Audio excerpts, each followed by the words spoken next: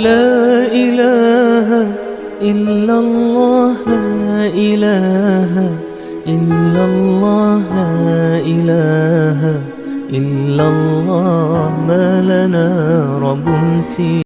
بسم الله الرحمن الرحيم. Selain Allah, semua binasa. Kita binasa, artinya apa? Berakhir. Kita berakhir dengan kematian.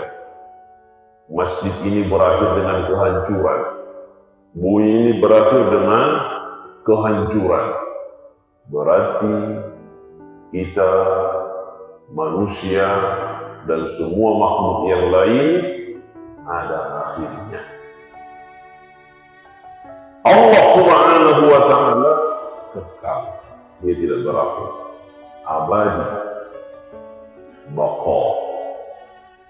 Lalu yang keempat, wajib kita mengetahui dan meyakini bahwa Allah itu bersifat al-mukhalafatu lil hawadith. Apa arti al-mukhalafatu lil hawadith? Dari segi manapun manusia memandang, baik zat, sifat, perbuatan, kan dalam diri kita itu zat, fisik kita, sifat kita, perbuatan kita, semua tidak ada yang sama dengan Allah. Walaupun sebutannya nanti sama-sama ada. Allah ada, kita ada. Tetapi tentu hakikat adanya sangat jauh berbeda. Allah ada, tidak berawal. Allah ada, tidak berakhir. Kita ada, dulu nggak ada, sekarang ada, nanti pun akan tidak ada. Maka wajib kita yakini tidak ada yang sama dengan Allah, dan Allah tidak sama dengan makhluknya. 4. Yang kelima, wajib kita meyakini Allah itu bersifat qiyamuhu ta'ala binafsihi.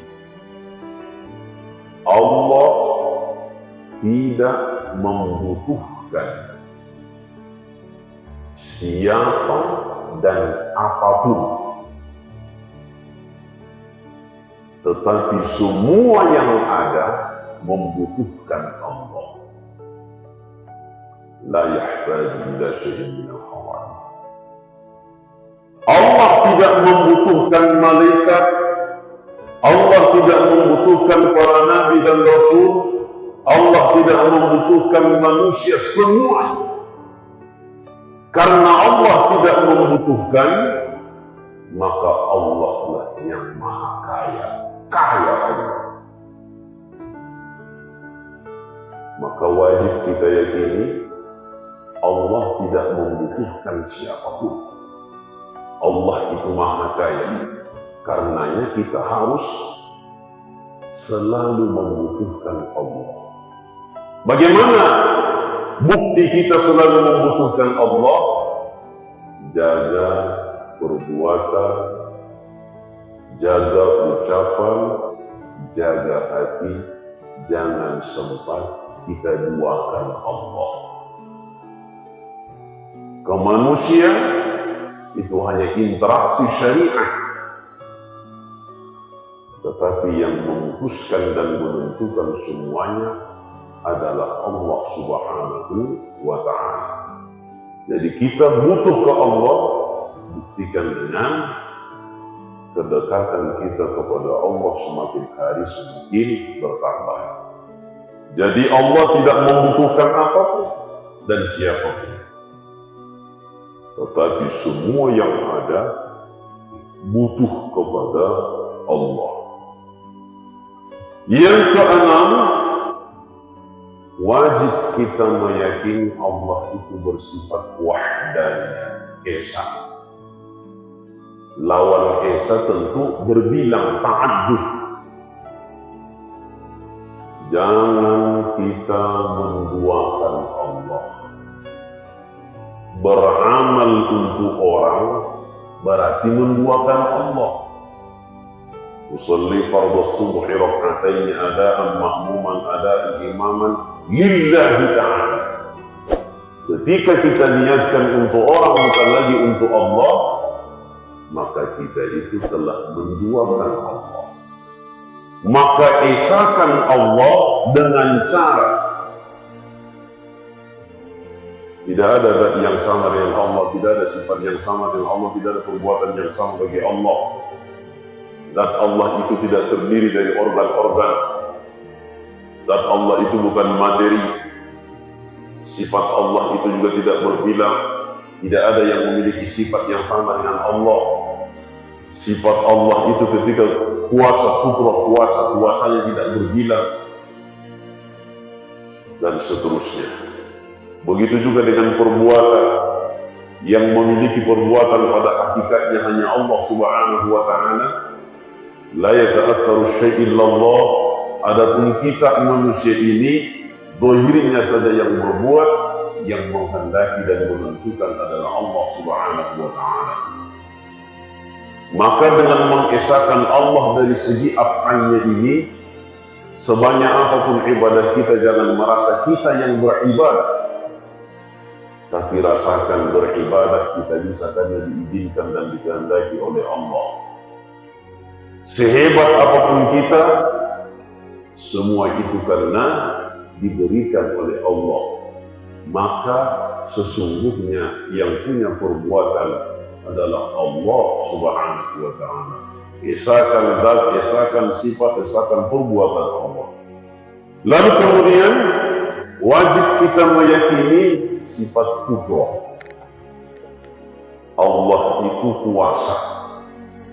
Iradah, Allah itu menghendaki. Sudah kita kaji qudrah, iradah. Qudrah, iradah itu senada dan sejalan.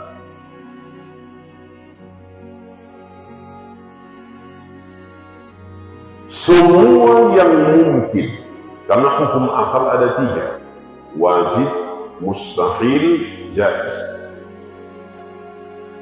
Wajib, mustahil bukan ta'alluq dari sifat qudrah dan iradah Allah. Maka yang menjadi ta'alluq sifat qudrah dan iradah itu adalah al-mumkinat atau al-jaizat. Sepanjang yang kita inginkan itu adalah mungkin dan jaiz, maka keyakinan kita tidak boleh kendor. Allah kuasa.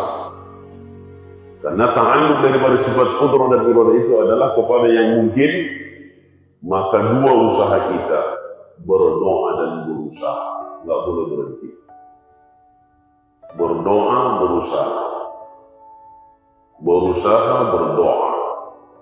Jangan berusaha saja tidak berdoa, nanti walaupun berhasil tidak maksimal. Jangan berdoa saja tidak berusaha, itu nanti sia-sia. Harus disinergikan antara doa dengan usaha. Usaha syariatnya, doanya itu bagaimana supaya yang kita kerjakan dikabulkan oleh Allah. Nah, qudrah, iradah. Lalu wajib kita yakini Allah itu bersifat ilmu. Ada sifat Allah ilmu. Ilmu Allah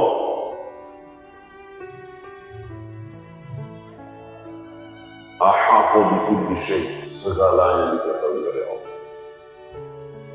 Ya'lamu ma fis samawati wal ardi wa ya'lamu ma tusirrun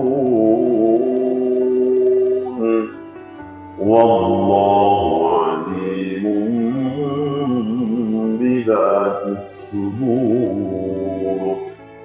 Ya'lamu ma fis samawati wal ardi, semua yang di langit, semua yang di bumi. Wa ya'lamu ma tusirruna wa ma tu'linun, semua yang kita rahasiakan, semua yang kita ceritakan, yang kita sampaikan ke orang, Wallahu alimun bidzati sudur. Semua yang di dalam hati kita diketahui oleh Allah. Maka ilmunya Allah ila jami'il ma'lumat. Tidak ada yang tersembunyi bagi Allah. Semua diketahui oleh Allah. Kita yang berada di masjid ini tahu Allah semuanya. Aib kita tahu Allah, kelebihan kita tahu Allah, semuanya tahu Allah. Rahasia kita tahu Allah. Kalau begitu, maka kita harus senantiasa memohon kepada Allah. Karena semua Allah ketahui, aib kita sembunyikan oleh Allah, kelebihan kita ditambah oleh Allah.